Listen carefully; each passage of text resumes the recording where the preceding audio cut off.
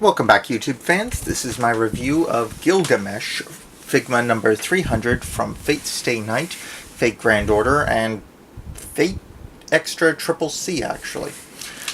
He's one of the recurring characters who pops up in almost all the Fate Stay Night lore and such. Now, as you can see here, he's a pretty standard figure, but has a lot of little parts on hinges, like these, which is one of the things I do like a lot about this one. He has tons of small hinged parts, probably because he's the 300th figure. As you can see on the box, this one's not your standard box, it has a little Velcro section, which shows the Gate of Babylon inside. His Noble Phantasm he uses to basically spam his enemies with flying swords to win, which is Gilgamesh's entire combat style. He has a huge number of ancient weapons, all of which later became ones of legend, so they retain that property. And because he has so many, he can basically just fire them as missiles out of the Gate of Babylon, his treasury, and basically kill anyone because he has an infinite, or nearly infinite, there's just no way to tell how many he's got, number of blades at his disposal. Now, this figure being the 300th, they gave him a lot of bits and pieces. There is an extra torso section, as you can see here, with a different hairstyle, which is a nice addition. You just pop him off here, but you have to watch this little gold piece here, which is his waist section. And because he has both gold hands and flesh hands, he comes with two of these little bars. Unfortunately, mine fell off when I opened the bag. Oops. And he also comes with three faces, as you can see. One of him yelling, one of him smiling, and one of him being pissed.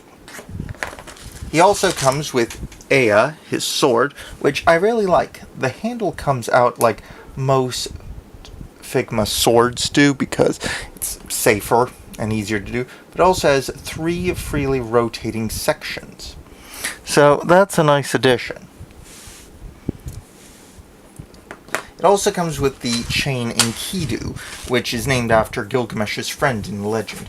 He's also a servant in the Grand Order video game, but that's not important right now. The main thing is that he comes with two plugs, one black and one beige for his wrist, should you lose one.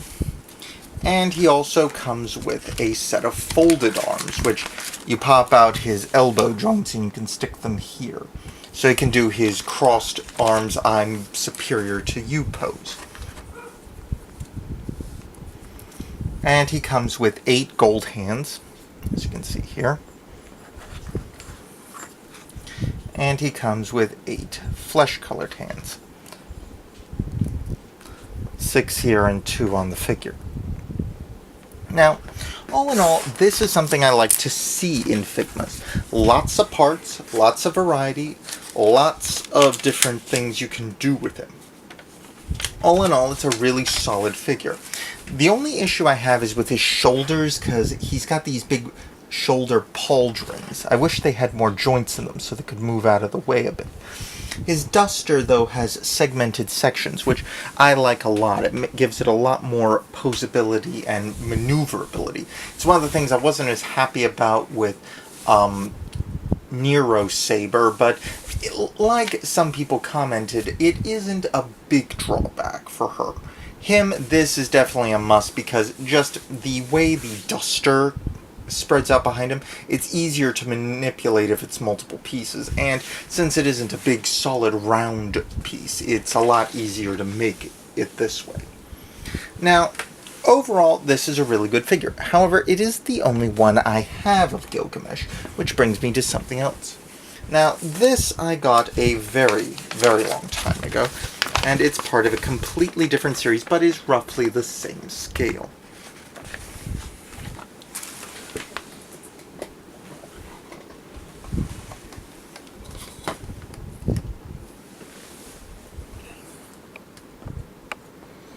Now, this Gilgamesh is not like the Figma one. It's made out of metal, or more precisely, it has metal parts to it. the line of figures, I do not remember what it was called. I'll probably find it at some point after this. But the thing about this particular one was they had a saber, Artoria Pendragon, and Gilgamesh in the line. Now, this one doesn't come with anywhere near as many accessories, but it does have some advantages. First, it does have the crossed arms again, as you can see here. But they're two separate pieces, and you have to take his arms off to fold them. They're a lot more cumbersome to put together, but basically it would be like this. It's not very easy to do without putting them actually on. The next thing it comes with 3 faces. The one he's got on, this one of him looking to one side, and this one of him looking to the other side. So it's not as good as the Figma in terms of what it gives you for option parts. It does have a wide variety of hands too. There's a total of them here. I'll see if I can get them in shot easily. It's not as easy because, unlike the Figmas, it doesn't come with a handstand. But yeah, it comes with 7 additional hands on top of the 2 he's already wearing. The one thing it does come with that's kind of unique is a large gourd. This is because this was during Phase 0, and as well as 3 cups. This was a sort of king's conference where Saber, who is Artoria Pendragon, aka Arthur Pendragon, King of Britain, and Iskander, who is Alexander the Great, all gathered in the Einsberg castle garden and had basically drinks as basically a ceasefire meeting of the 3 kings of this battle. They were interrupted by assassin. During it, Gilgamesh pulled this out, and apparently it's wine from his treasury. He doesn't just keep weapons there, he keeps other valuables, like wine. Go fig. Now, unfortunately, unlike the other Aya, this Aya does not come apart at the hand grip. You will have to pry the hand out from around it, which is, honestly speaking, a pain. Also, it leaves little marks when you leave it there for prolonged periods of time, so don't leave his sword in hand for too long. I recommend taking it out for storage purposes. Another thing I do like is he's got a lot more posability in his shoulder sections here, as you can see. Plus, unlike his other one, his back piece is a single one, so that's a downside.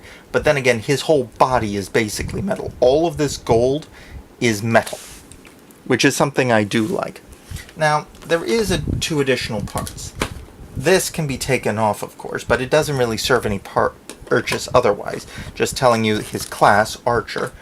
But you can take this, which is the summoning symbol, and place it here. So he has a summoning circle to stand on. However, it's only a plastic one and not very thick, so putting him anywhere other than on this platform will damage it by bending it, because he is far too heavy. I recommend not leaving it on there, because it's too likely to get bent, plus this thin plastic tends to discolor in light. Another thing to do is, mine came with a little film cover over it. I never took it off, because this way it will keep it from getting scratched. Another good idea for this. Overall, though, as you can see, these 2 different figures are pretty different, but they're the same scale. So I kept both when I got this Gilgamesh, because one is his in shiny gold with a lot more etching and indentions. The other one is just more posable and usable. But another thing I should note is this one has much smaller joints here for the waist bit, which is a definite improvement over this Gilgamesh.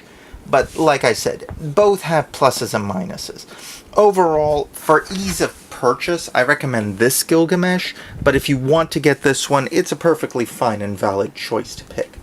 Oh, and this one's Aya also has 3 moving sections, so you can get that as well.